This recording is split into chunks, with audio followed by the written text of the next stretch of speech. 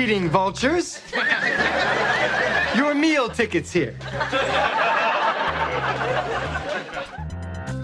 Al Bundy, Al Bundy, Al Bundy. Horrible TV dad. When I was a kid, I loved watching old reruns. I didn't know how old the shows were. They were new to me, but there was a TV station that we picked up out of Barrie, Ontario that aired shows like Leave It to Beaver and My Three Sons. Those shows, they actually portrayed dads as wise, caring, responsible. By the time I got to high school, it was Al Bundy and Homer Simpson. Is pop culture part of the problem with how we view fathers?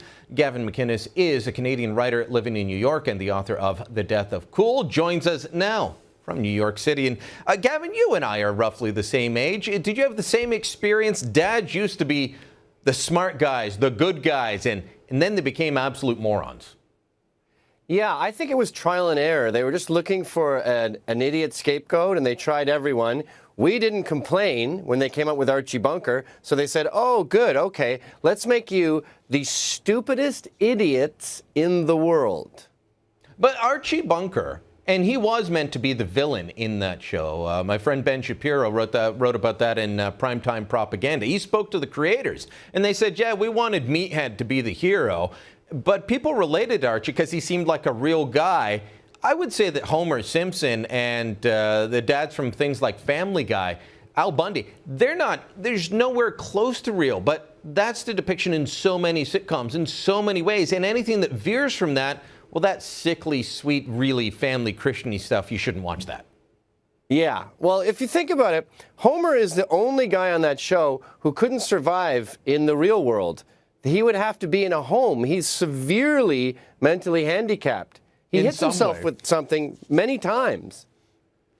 So what do you think that this does to young men looking at fatherhood? Because I know that I am not the norm of a lot of the people that I grew up with. There's a lot of people that decided not to have families, not to get married. There's a good number that did, but not as many as my parents' generation. There's an awful lot of people who just think family's not cool, family's not good. You're the author of Death of Cool. Family's cool anymore?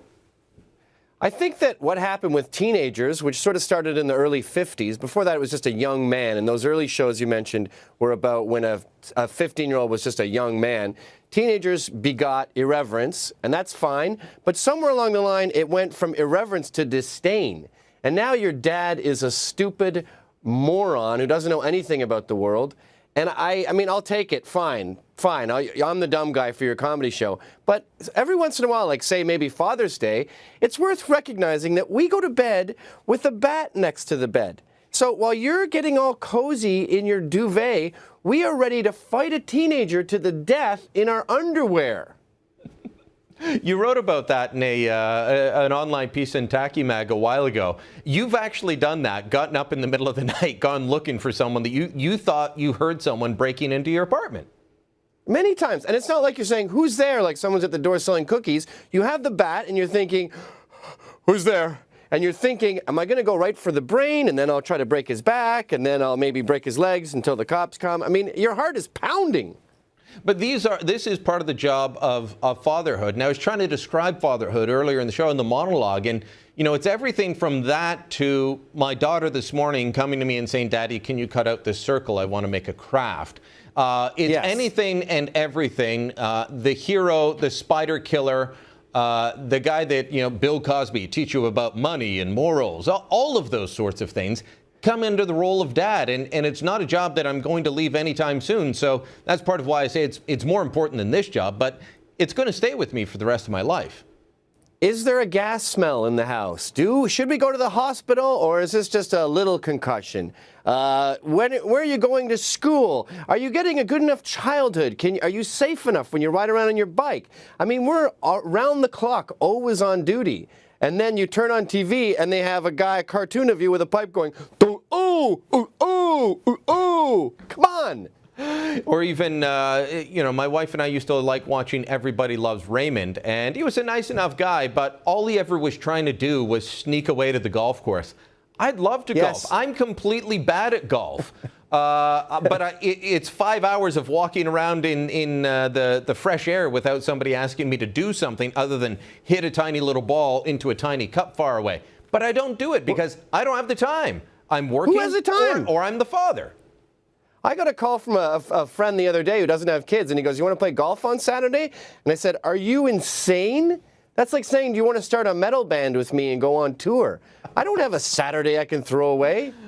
Oh, man. So you and your wife have 3 kids. What are your plans for Father's Day? Are you going to have the malformed pancakes and the burnt toast? I'm working on Saturday, and then Sunday morning is pancake morning, where I always make the kids different shaped pancakes. So I'm not going to give up that tradition. But I don't know. I like being a dad. So unlike Mother's Day, where their number one rule seems to be get these kids away from me, I'll probably hang out with the kids because I work all week and I only get to see them 2 days a week. All right. Well, it sounds like a lot of fun in your house, Gavin. Thanks so much. And, of course, we can pick up your book. It's out in paperback now, right?